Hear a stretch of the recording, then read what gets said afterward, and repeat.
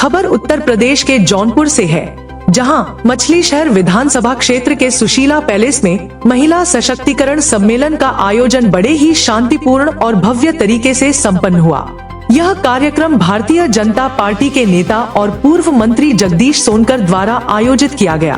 कार्यक्रम में हजारों की संख्या में महिलाओं ने हिस्सा लिया और उनकी बहु परिजात मयंक सोनकर का जोरदार स्वागत किया गया।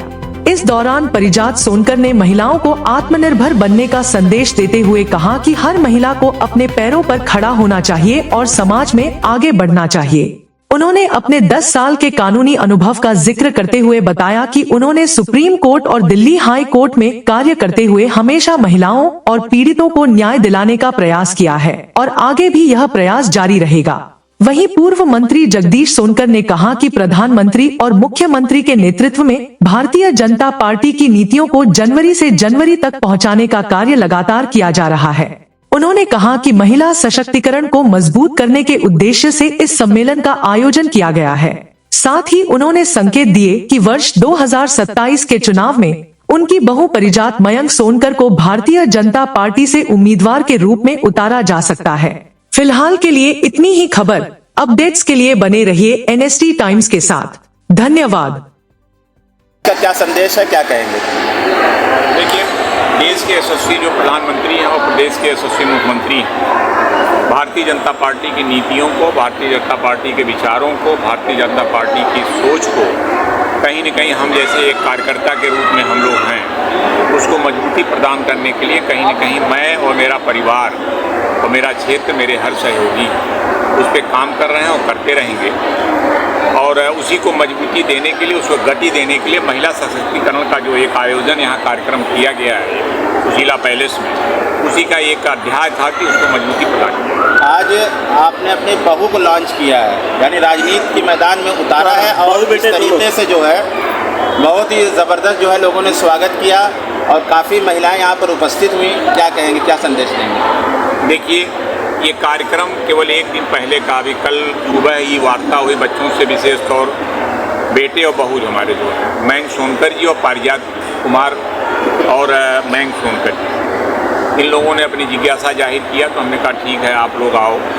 तो चूँकि पारिजात कुमार सोनकर, मयंक सोनकर जो है ये सुप्रीम कोर्ट की लॉयर हैं, लगभग 10 साल इनका 10 साल से ये वकालत कर रही हैं और क्रिमिनल का मुकदमा देखती हैं।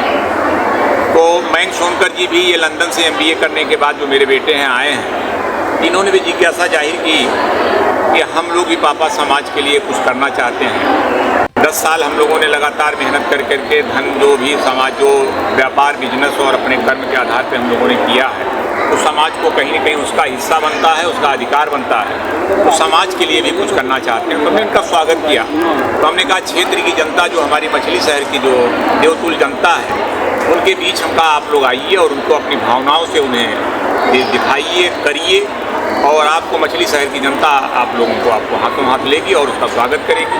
आज उसी का जीता जागता प्रमाण है कि भारतीय जनता पार्टी के कई वरिष्ठ नेताओं का हमारे पास अभी फ़ोन आया भी है और जो क्षेत्र की जनता है, जैसा लोग बता रहे हैं मुझे ये नहीं पता, लेकिन जो बता रहे हैं कि आज जो विशाल भीड़ आई है, भाई पुरुष के रूप में जो लगभग 100 लोग होंगे, लेकिन बेचारे वो कुर्सी बैठने का मौका जगह ही नहीं मिल पाया। लेकिन मातृशक्ति जो हमारी थी पूरे हाल को भर दिया और ऊपर जो हाल था उसमें भर दिया और महिला शक्तिकरण जो था मजबूती का कार्यक्रम, मैं समझता हूँ कि बहुत ही सफल रहा और उसका केवल योगदान होना चाहिए जो भारतीय जनता पार्टी का संगठन, भारतीय जनता पार्टी का नेता, भारतीय जनता कार्यक्रम वो करने वाले लोग हमारे साथी सहयोगियों ने किया, वो सफल।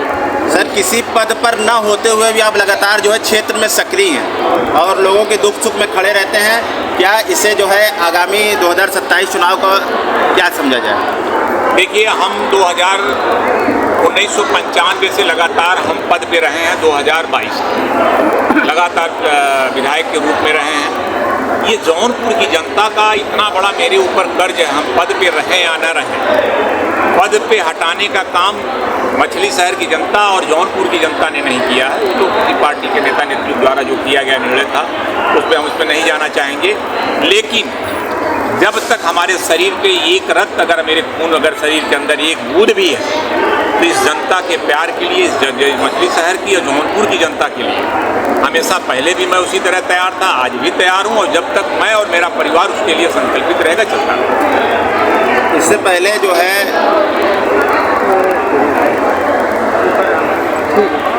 क्या पूछो, 2022 का चुनाव जो था, वो चुनाव हमारी खेती थी। वो मैंने उस खेती को बोया था, जोता था, बनाया था। जी सर। वही सभी एक सप्ताह में आकर काट गया।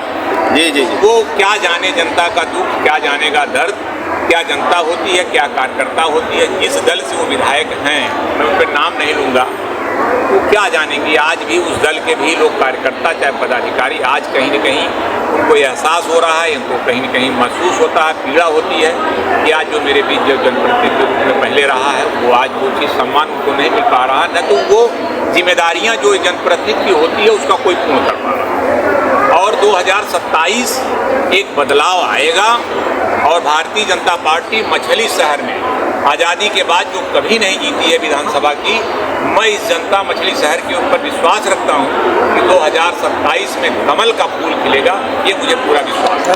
सर आखिरी सवाल, कल जनता से क्या अपील करेंगे? जनता से मैं ये अपील करना चाहूँगा कि जो हमारे बच्चे आपके बीच में आए हुए हैं, आपके बीच में काम करना चाहते हैं, आपके सुख दुख की भागीदारी करना चाहते हैं, आप उनका पूरा इस प्रयोग करें और उनको शक्ति प्रदान करें। जो आने वाला कल जो हमारे नौजवानों का है, जो हमारी माओ बहनों का है, सबके भविष्य को कहीं न कहीं उज्ज्वल की तरफ ले जाए, यही हमारी। Thank you sir, thank you.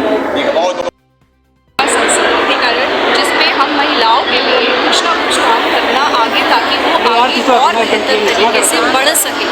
यहाँ की बेटियाँ चाहे वो आगे किसी भी फील्ड में जाएं, मैं किसी भी तरीके से उनके लिए मददगार साबित अपने आप को कर सकूँ, यही मेरी एक कोशिश है, यही मेरी एक पहल है आज के कार्यक्रम से। जैसा कि मैम आप सुप्रीम कोर्ट की लॉयर हैं और जो है चुनावी मैदान में आप उतर चुकी है, तो सर क्या संदेश देंगे, क्या कहेंगे?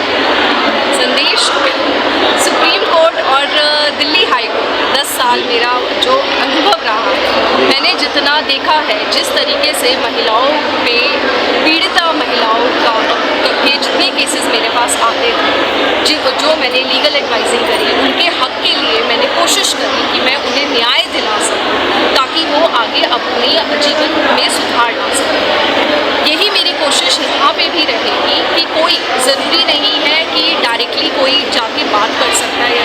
मेरी कोशिश आज के मन से भी यही थी कि आप अगर मैंने किसी को यहाँ पे बात करी है, तो यही कहकर करी है कि आप अपनी सखी के रूप में आप अपना कुछ भी दिल की बात मुझसे कभी भी किसी भी समय शेयर कर सकते हैं, ताकि वो आगे खुद भी अपना भी सम्मान बढ़ाए, अपने बच्चों के उज्जवल भविष्य के लिए भी आगे वो काम कर सकें। औरतों का आत्मनिर्भर होना कितना मैम ये बताइए कि 2027 में अगर आपको जो है चुनाव लड़ने का मौका मिले तो क्या आप चुनाव लड़ेंगी? मैं भी आपका, औरतों का आत्मनिर्भर होना बहुत ही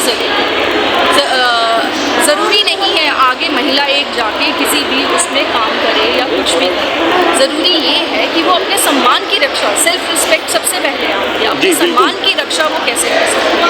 सम्मान की रक्षा वो तभी कर सकती है जब उसको उसके अधिकारों के बारे में पता हो, कुछ योजनाओं के बारे में पता हो। कुछ महिलाएं डर से नहीं आती हैं, डर के आगे ना होते, इंसल्ट सही होता है, क्यों ऐसा क्यों होता है?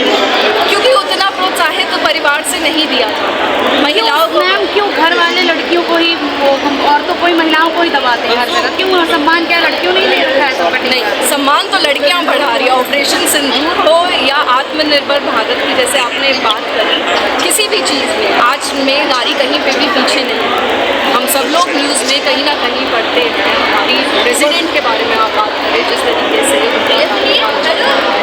या हमारी बाकी महिलाओं के बारे में बात करें जो आगे, अब तो नारी आगे बढ़ रही है। जब दुर्गा भी हम, शक्ति भी हम, तो सरस्वती भी हम, लक्ष्मी भी हम, तो आगे बढ़ना तो निश्चय है। आपको क्या पूछना है?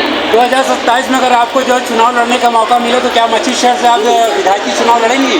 बिल्कुल, मेरी कोशिश यही रहेगी। मैं किसी भी तरीके से, बात चुनाव की तो अभी बहुत बाद में है, लेकिन पहले मैं कुछ काम तो कर पाऊँ, किसी के लिए कुछ मददगार तो साबित हो पाऊँ। जैसे मैंने बोला, मेरी एक सोच है, कोई अपने साथ कुछ नहीं लेकर जाता, लेकिन कर्म हम सब लोग अपने साथ लेकर जाते हैं। हमारे कर्म अगर अच्छे हैं, कहीं तो हमें ऊपर जाके नहीं, अगर आप मछली शहर से अगर चुनाव लड़ने का ये इरादा रखती हैं तो ये हमारे लिए बहुत बड़ी सौभाग्य की बात होगी कि एक पढ़ी लिखी जो है कोई विधायक जो है हमारे यहाँ मैं किसी भी तरीके से, अगर मेरी पढ़ाई आप लोगों तक किसी भी तरीके से मददगार साबित हो सकती है, मेरी वही कोशिश है